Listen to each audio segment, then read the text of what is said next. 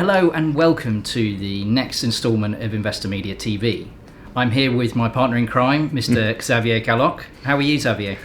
Very well, thank you very much, James. Just enjoyed the last program, and since then, really been really busy. Yeah, what do you think? Tell me, introduce our next interview. Oh, well, of course. I think, Iqbal, it feels like I've known you since the dawn of time.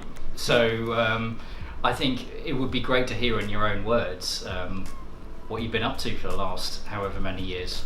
Since the dawn of time. So thank you, James. So how far back do I go? I guess I would split my career into two segments. The first half of my career has been, I would say, rather technical. I was a chief technology officer for the first decade.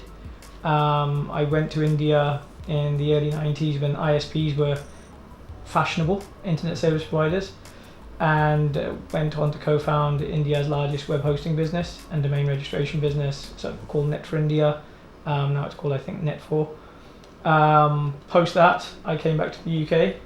However, the UK wasn't appealing, and I went back to India again for another 3 years, this time to work in cloud computing.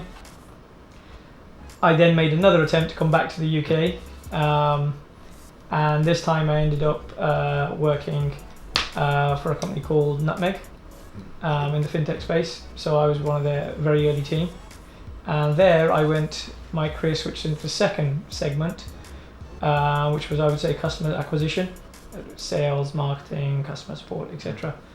And I was the CMO at Nutmeg. Stayed there for 2.5 years. For those who don't know, Nutmeg is where you go to get yourself a diversified portfolio, or should I say, the common man would go there. The everyday man would go there to get a diversified portfolio. And then I moved on from there to a company called eToro, which again deepened my experience within the fintech space, where you had derivatives trading, commodities trading, and also the trading of crypto. And via eToro and various other guises, I was involved in various fintechs and traveling abroad to places like Bahrain. Yes, I know it very well. I think I was on that particular trip and we had a great time. Moving on very quickly from that, I think one of the things that our viewers will want to know, and one of the things that you've been proven right about over and over again, is finding the next trend in fintech with Nutmeg, with eToro, and with other companies. So what would you say is coming up next? The easy word would be blockchain.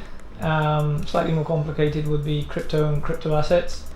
But I think people seem to misunderstand these two industries, and really to get a grasp of where we're going with this, we need to just take a quick look back at the internet industry. The first layer of the internet business, or ISPs, were the internet access providers, the CompuServes, the AOLs. So we've just passed that phase in the world of crypto, where you can go and buy Bitcoin from an exchange. The second generation of internet access was email addresses. And then the third generation was e-commerce and Skype and Facebook and all these other. None of these services we use today on the internet would have worked without the simple email address. So now if we compare that to the world of crypto, before we go to the stage of where we start spending Bitcoin on Amazon or XRP or whatever token that you want to use, we need to have a layer in the middle. So the layer in the middle that's missing today in the world of crypto is wallets. Without a crypto wallet, you cannot do anything in the world of crypto. So if I was to place a bet on where the next stage of crypto evolution or blockchain evolution is going to be, is to identify what I refer to as the hotmail of crypto. What's the hotmail of crypto moment? Who's going to provide the wallet to everybody in a really simple manner? And do you think that's going to be one of the FANG companies, the Facebooks, the Amazons, as you say, Microsoft, or is it going to be coming from somewhere completely different? Well, I think Facebook have a great opportunity with Libra. Fantastic opportunity, as long as they don't try to launch their own coin or token, and so they stay away from regulation and they just focus on software and developing a wallet. So part of me says yes. The innovator or the entrepreneurial side of me says no, because innovation always comes from outside the box. So I think companies such as Amazon and Google have enough on their plate rather than adding crypto and crypto wallets to it. They may invest in it, but I don't think they do it directly. Yeah, I don't think there is. I don't think there's any big moves into wallets. I haven't seen any. So blockchain is big. If you call it big, it's 50 million wallet, 50 or 60 million wallet addresses. There are other companies coming out of the US such as Reserve. There are other wallet providers such as Paxful who have like 4 million wallets out there. But I don't think anyone's really, laser guided focus on it, and I'm not sure who the winner is going to be just yet. And the moves by sovereign nations to get into crypto or trading via tokens, is that something that you see as a trend that will continue? Yeah, I think that's validation of what the technology can do. And if we have a look at currencies as a whole from a historical perspective, there are very few currencies out there which have crossed the 100-year mark in one way, shape or form. Even if we have a look at sterling that we have today, it has evolved over the last 100 years. So I think this is just the next step in that evolution.